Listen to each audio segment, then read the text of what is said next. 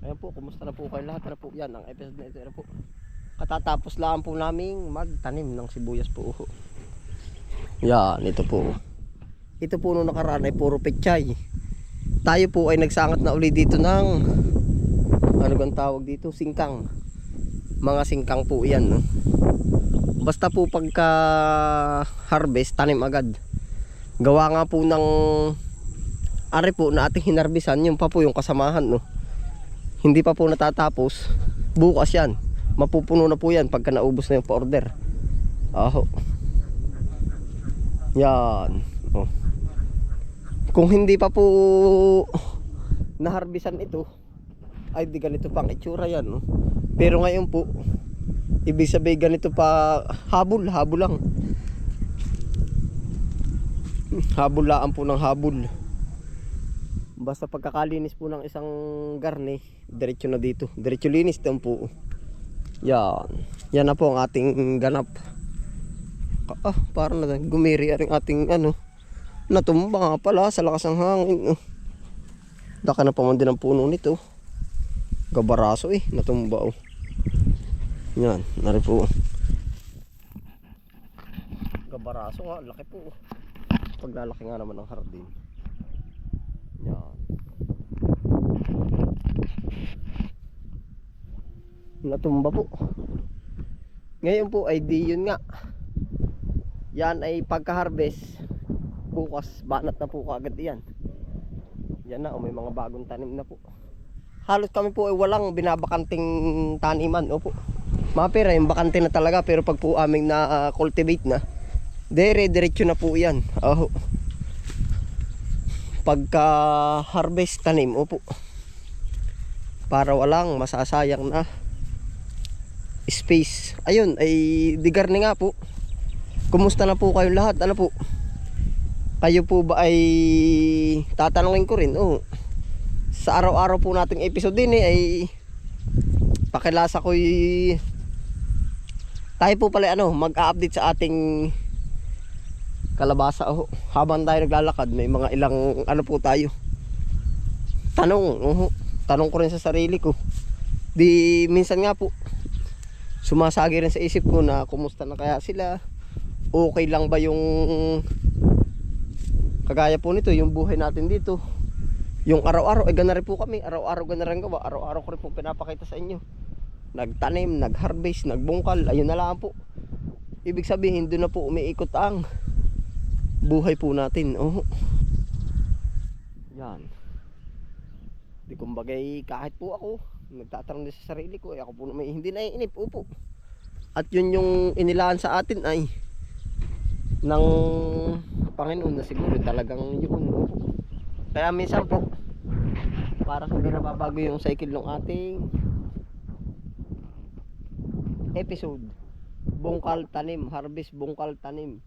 Pero po naman, kung papaliitin natin yung panimula natin, na nagsimula ako ay siguro siya nung pandemic, 5 plat siguro po. Opo. Yun lang pong part na mapuno ng kahoy na yun.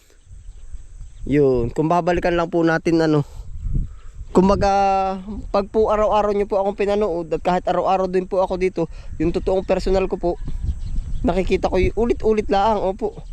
Nasaan ba yung pagbabago?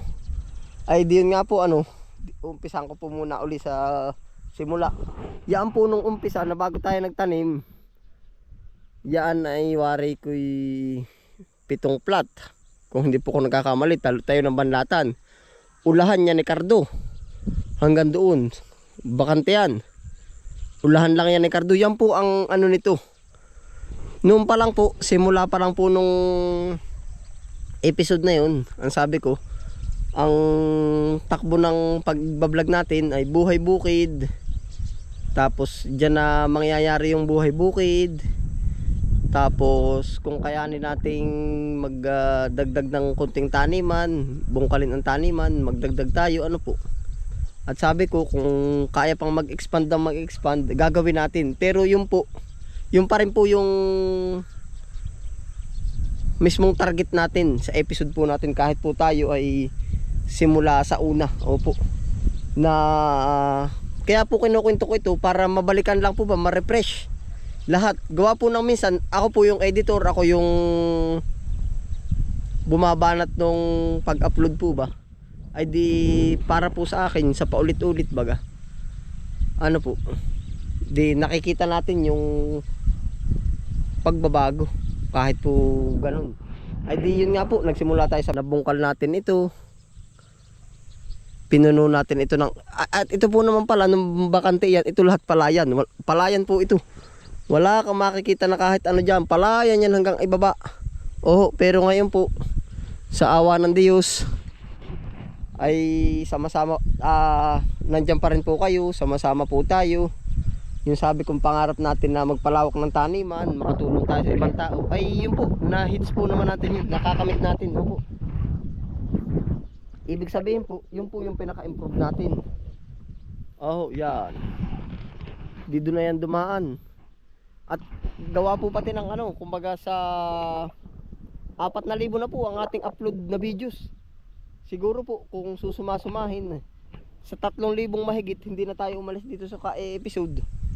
Naging rotate na natin. Opo, yung paikot-ikot na ginawa natin dito. Yan, ay diyan nga po ano. Yun po ang maiibahagi ko sa inyo. Tapos po, ang isa pa, kay buhay bukid natin, si Kabis Friend, parang binabalik ko lang po ba yung dati ano, na target din natin magparaming baboy, pero yung pong part na nasa parang 5 ata or 6 na yung ating alam. Oh, bago pa lang po dumating yung sakit ay ating inano na, dinispose na. At sabi ko medyo kaligig na po ako nun eh, takot po ako gawa ng sabi ko yung kunti natin puhunan madadali pa, ay dito naman natin ipinokus. Ano po, yun yung laan po. Sana po naman ay may nahagi po kayo ano dun sa ating ano, sa ating konting paliwanag o episode. Yan, pupuntahan po natin yung kalabasa doon sa banda-banda dulo doon. Ay di yun nga. Ay di yun nga po, ay di ating i-check po yung ating kalabasa. Ang dami na po natin pinagdaanan. Salamat po sa inyo. Oh, sabi ko sa pagbablog po natin, basta yung makikita nyo po diyan ay real life po ni Kabis Friend. Opo, yung totoong buhay. Kahit siya lumugi, mayroon siyang kinita. Iyan, kumbaga ipinapakita ko po sa inyo. Hindi na natin anong, kumbaga minsan ay hihikayatin ko kayo sa bandang ibang ano. Oh, narating po naman tayo doon, pero hanggat maaari pa, yun po, pati kung po kayo magbabalak ng bukid, para kayong tinali na. Oh, yun pala yung pinaka ano dun, pinaka masasabi natin, parang tinali. Oh, yan. Tapos ay sa mga kasama natin, nasa kanila ang oras nila, nasa kanila ang desisyon nila. Basta pag pumasok lang sila sa oras natin, nasa atin yung oras nila. Opo, kumbaga desisyon nila na magsasabi sila na 1 week akong hindi muna.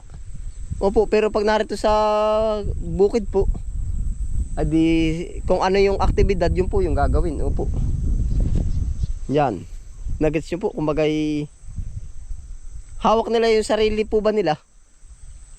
Kumbaga meron silang mga ibang gagawin, aktibidades. Payag po naman tayo na kung yun ang priority, yun yung ano nila. Opo, pero pag narito na sa taniman, kung ano yung aktibidad na dapat gawin, yun yung susundin natin. Opo, kahit po naman ako nasunod rin sa kanila. Opo, yan. Ngayon po ay din tayo sa kalabasa. Ano kaya nangyari din eh? Ano man ang mangyari, hindi kita iiwan.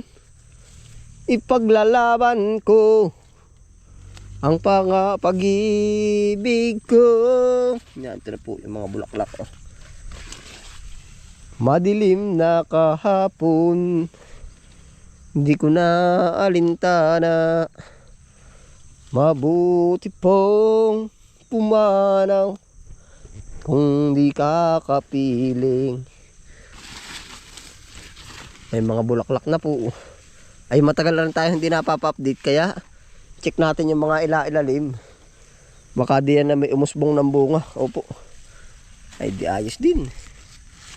Yan oh. Ito yung iba oh. Dapat pala ito sa umaga ay mabisita natin. Para po.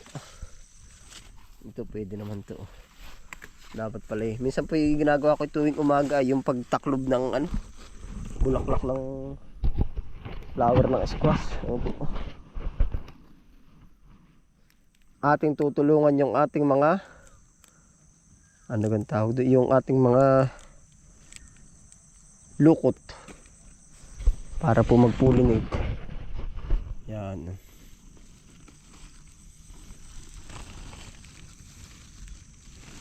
Yan. Ipo-pollinate. Nalagyan na po natin yun.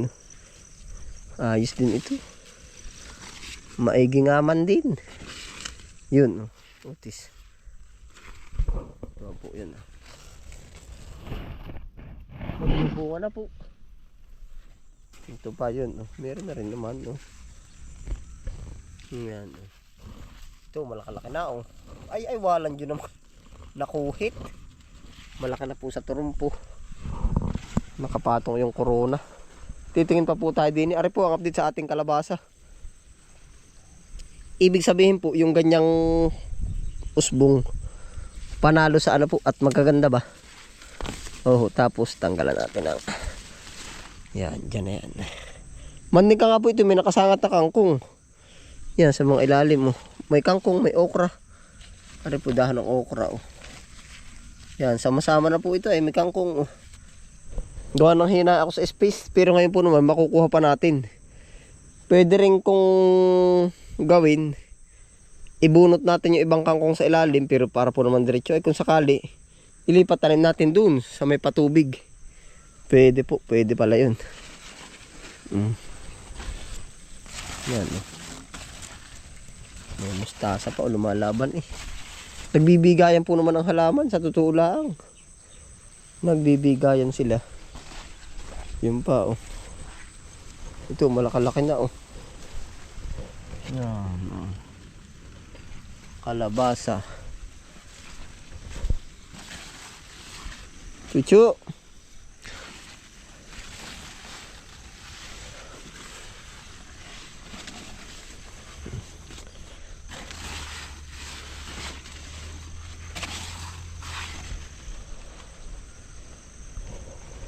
Minsan po gusto rin ng kalabasa yung na sasalipsip sila ng tubig. Kaya po yung kalabasa natin hindi siya gaanong nagdidilaw din naman, pero yung natutubigan sila ng konti nadidiligan. Ayos po. Yari pa po. Yan mga kalabasa.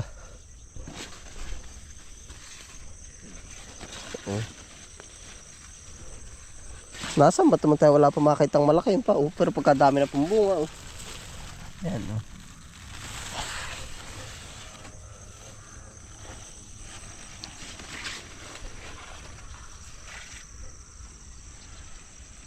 masipag gumapang.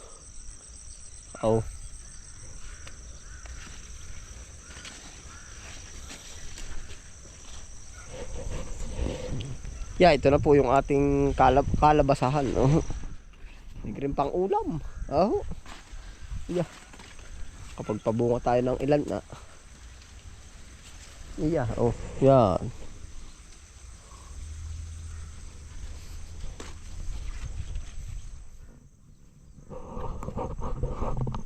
Ayun po, salamat po sa inyong pagsama. Ingat po ang lahat. Happy lang po. Bye.